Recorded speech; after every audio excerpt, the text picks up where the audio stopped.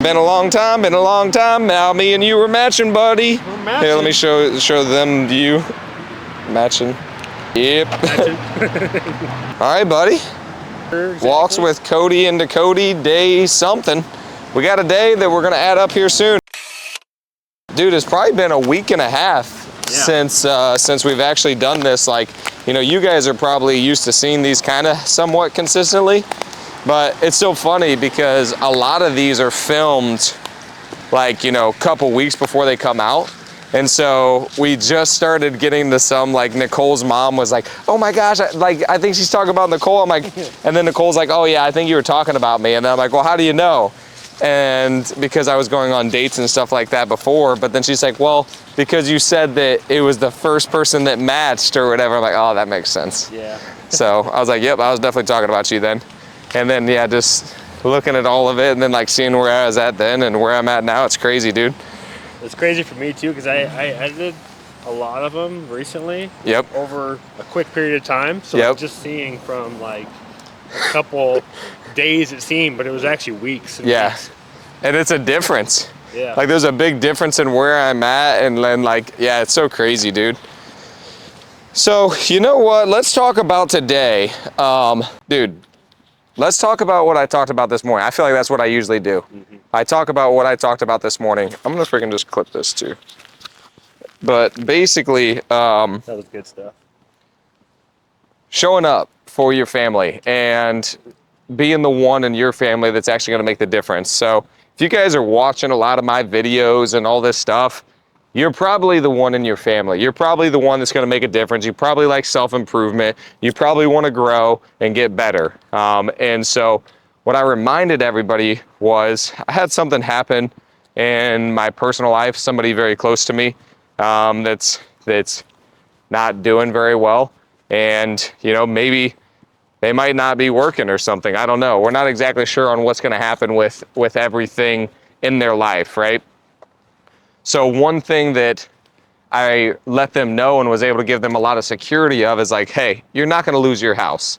You're not gonna lose this stuff. I can help you with your financial needs for this amount of time until you get back on your feet, and it's not gonna affect me. And so being in that place with all the uncertainty that's there, like there's a lot of other stuff that's going on and that, you know, I felt pretty helpless in of like, man, how can I help? How can I, you know, help them get through whatever they're going through?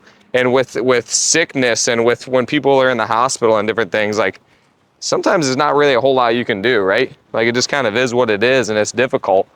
You know, there's always some things that we can do, but you're not sure exactly which one to solve it. But at least in that spot, I know that one, I'm able to be there and be present because that's the thing they want the most is they want you to be there with them, support them, love them through it. But then next is like, I now have built up the financial means to be able to help take care of them, which is why I feel like God has blessed me abundantly in order to give back in situations like this, but just in general too. And giving back monetarily, of course, but then also giving back in knowledge. So that's why it's important to build yourself up, build up this knowledge, go through the hard things. So when other people go through the hard things, you can actually help them to process through the hard things that they're going through. I truly believe that God puts us through the hard things in order to help us grow into that person. And then he wants us to go and do that for other people. Teach other people, help other people, disciple other people, bring them all closer to God. Because I feel the closest to God whenever I'm usually in a low and a hard time. And so I do think that God uses those to shape us into the people that he wants us to be and then also to pull them closer to him. So that's another reminder actually that I didn't talk a lot about this morning was in times like this, it's just like you don't have a lot of options other than reliance on God because there's only so much that I can do, right? And so I think that God has used different gifts, blessed me with different abilities, with different things that I can give back. But at the end of the day, it's all up to him as well. And what's going to be received from the other person, what can be used.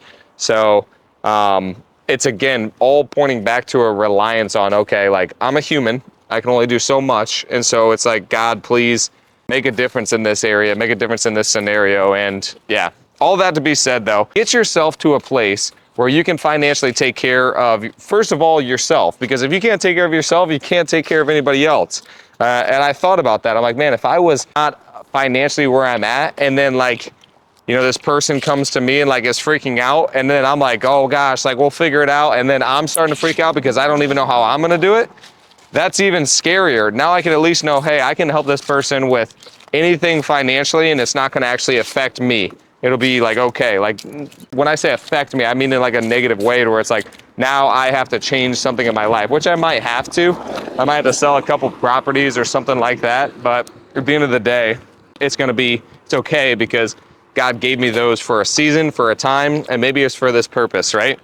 The other thing is build yourself up enough to be able to take time off, to be present with them, to have the financial means to go out there, be there, to create that, to help them be present with their mindset, with the financials, all of that stuff. I think it's your responsibility for when the time comes. You want to be ready, right? You want to be battle tested.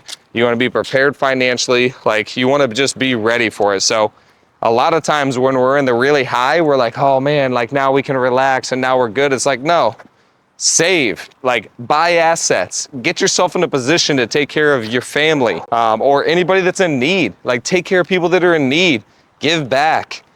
So anyway, that was something that I just was reminded of when it happened, that I'm so blessed to be in the position I am in order to not have to, I wasn't freaking out, at least financially. I was freaking out on every other aspect, but not financially. I was just trying to see how I could help. And that was one thing that kind of relieved some stress, was knowing that, you know, it's all going to be okay. And then I can help them financially with anything that they need help with, you know, whether that is going to the hospital, surgeries, food, anything like that. Like, I know that they're going to be good.